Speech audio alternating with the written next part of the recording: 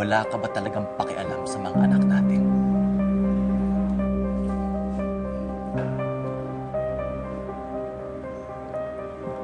Bakit ka nandito? Ang sabi mo, matagal ka pa daw uuwi. Eh, wala akong choice. I had to cut my trip short. Ano naman to, Rosette? Ilang linggo lang ako umalis. Tapos eto agad ang mapapalitaan ko. Wala ka ba talagang pagpapahalaga sa mga anak natin, ha? Eh, wala naman akong kasalanan dun sa nangyari. Ikaw ang nanay nila. Responsibilidad mo sila. Junique, uy, di ba okay ka na? Huwag mo na kaming intindihin. Bumalik ka na lang sa Guam. No. I will stay. Hindi ako irresponsableng magulang katulad mo! Daddy, tama na please. Kukuha lang ako ng tubig. Excuse me. Rosette, hindi pa tayo tapos mag-usap.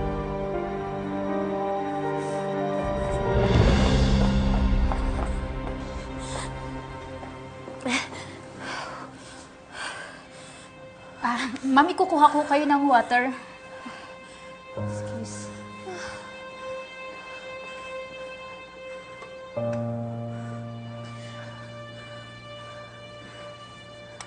Tubig ho.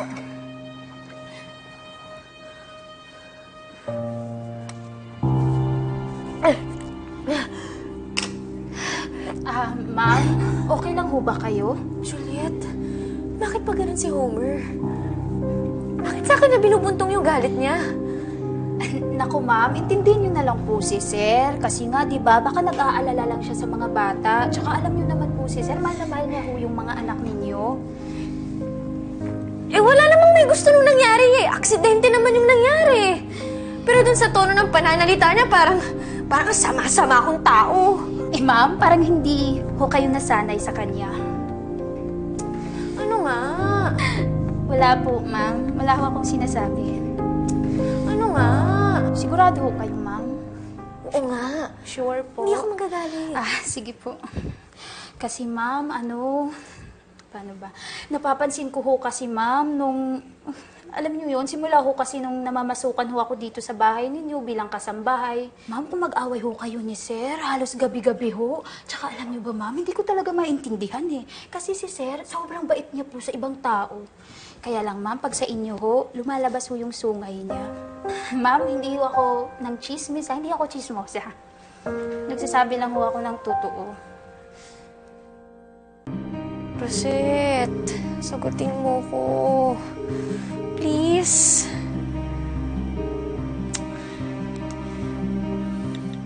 Nagbalik na si Homer. Anong gagawin ko? Diyos ko, mabubuking na ako ni Homer na hindi ako yung asawa niya. Hindi ako pwede magtagal dito. Kailangan ko nang umalis.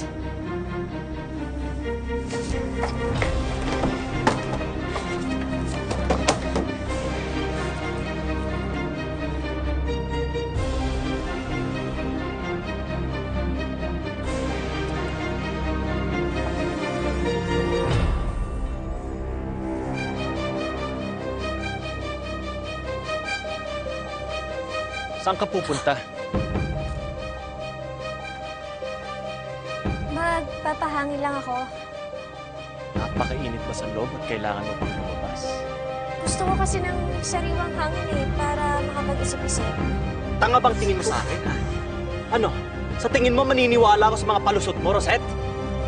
Umamin ka! Aray! Sino yung pupuntahan mo? Wala nga! Gusto ko nga naman mag-isa para makapag-isip-isip ako! Baka naman makikipagkita ka sa lalaki mo. Ha? Aray nga! Ano ba nasasaktan ako, Homer? Leave me alone! Sige na! Aray! Tulog ka na. Ha? Sige na! Aray, Homer! Saan tayo pupunta? Saan mo ko dadalhin? Basta!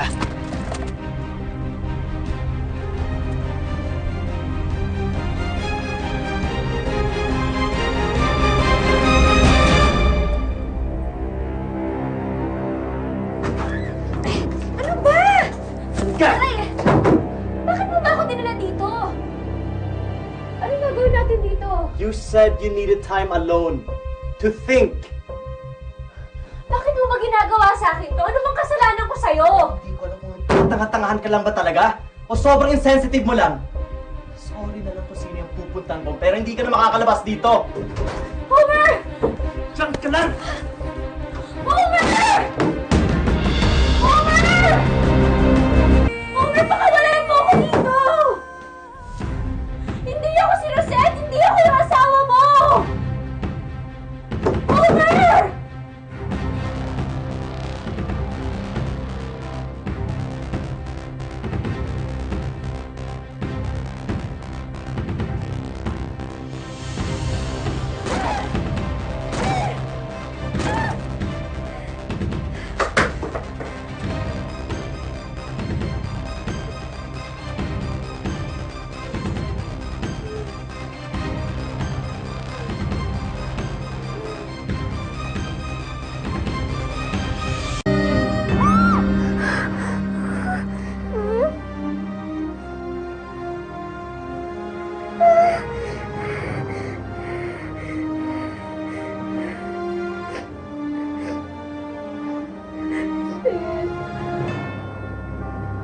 Ano ba naman itong bulong pinasok ko?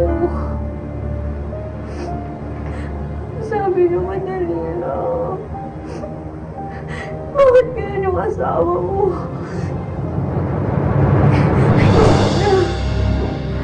Ayoko na maging gusto.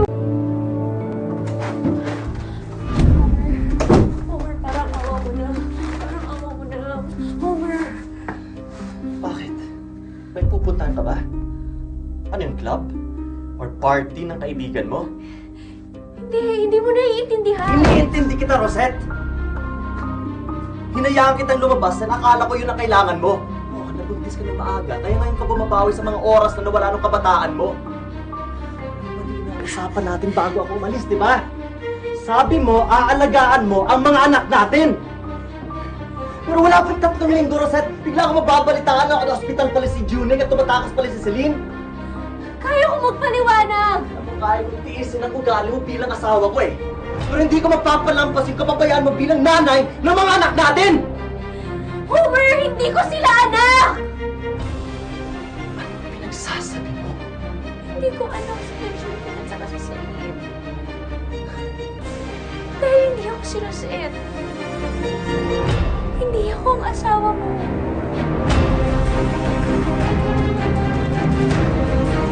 Hindi ako si Rosette. Alam ko mahirap. Alam ko hindi ka maniniwala sa akin. Pero sinasabi ko yung totoo, Homer. Anong totoo, Rosette? Ha? Yung pagpanggap mo na may amnesia ka? At hindi mo maalala yung pangalan ng mga anak natin? O yung palabas mo na may multiple personality disorder ka? What's next? Schizophrenia? Ha?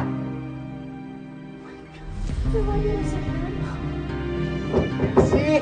Ang galing mo talaga magdrama eh, no?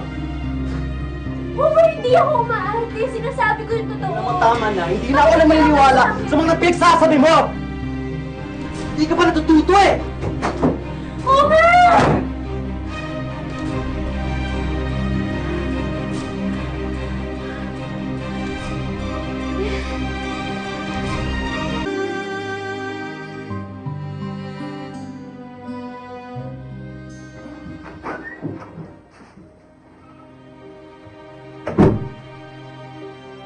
Homer! Gusto mo na bang makalabas dito? Pinapangako mo ba na titinawan na? Isa't sumagot ka, kundi aalis na talaga ako dito. Homer! Oo, magtitino na ako. Labas mo na ako dito. Susundin ko lahat ng gusto mo. Lahat ng iutas mo sa akin.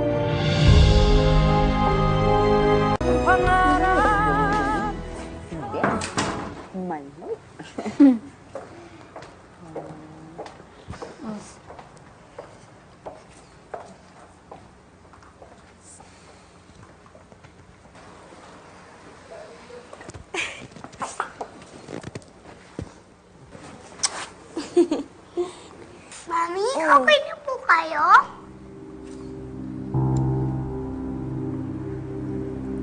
Oo, mabuti na yung pakiramdam ko. Halika po, Mami. Playday ni ate. Junig, wag mo nagulihin si Mami. I'm sure may lakad pa siya mamaya. Wala. Dito lang ako sa bahay. Hindi na ako aalis. Pwede tayo maglaro. No thanks. Kaya na namin na wala ka. Hey, Celine. Celine, come on. Ano ba? Don't talk to your mom like that.